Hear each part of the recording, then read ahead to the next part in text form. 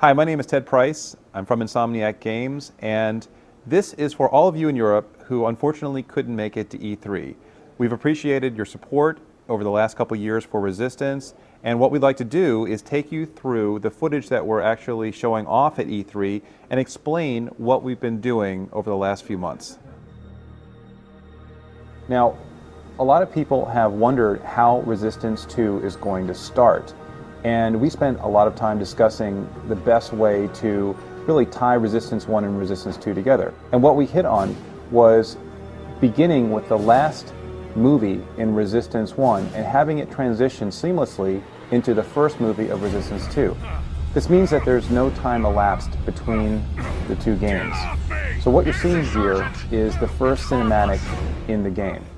And you can actually see the difference between our movie-making techniques in Resistance 1 and now what we're doing in Resistance 2. There's several things that we've done in Resistance 2 that have made it much easier for us to create movies at higher fidelity. The number one change has been the use of motion capture. In Resistance 1, we hand animated everything, but with Resistance 2, we've been using actors in mocap volumes to create much more lifelike motions and to really convey the story a lot more convincingly than we had before. Another really cool piece of technology we've been using is the InnerSense camera. The InnerSense camera allows us to create the scene first and then refilm it with a camera whose motions are actually motion captured.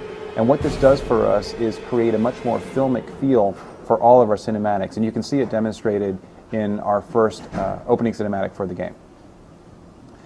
The characters in the game have had a major overhaul in terms of the technology underlying them.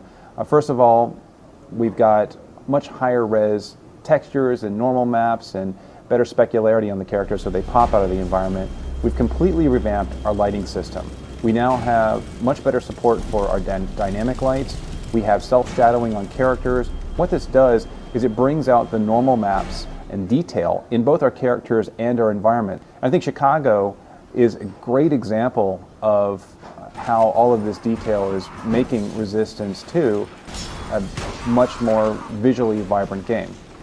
Secondly, they're all using the motion capture techniques that we're using in our cinematics, so characters move more believably and with more fluidity. And we have the Grims. The Grims are a type of chimera that are new to Resistance 2.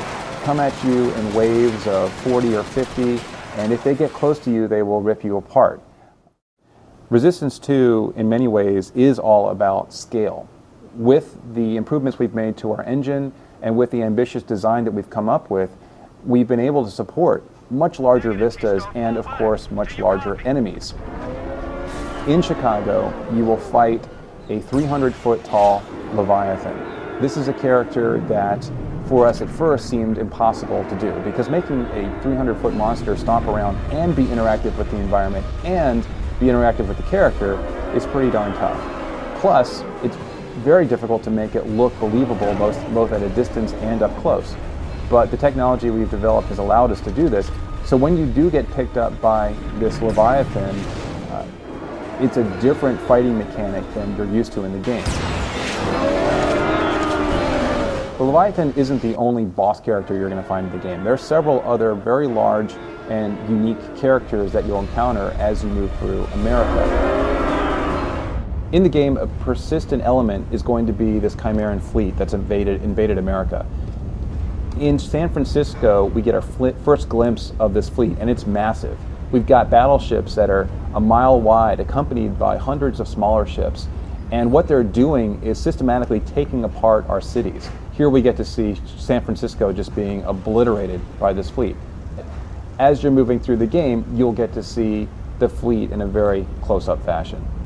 When we released the first teaser trailer for Resistance 2, a lot of folks looked at it and said, there's no way that's going to be in the game. And what we wanted to do with this particular gameplay shot was to demonstrate that this is indeed in the game. What you're seeing here is running in real time as the fleet takes apart San Francisco. Guys, thank you for taking the time to watch this. We appreciate all of your support for Resistance and Resistance 2. We look forward to seeing you online this fall.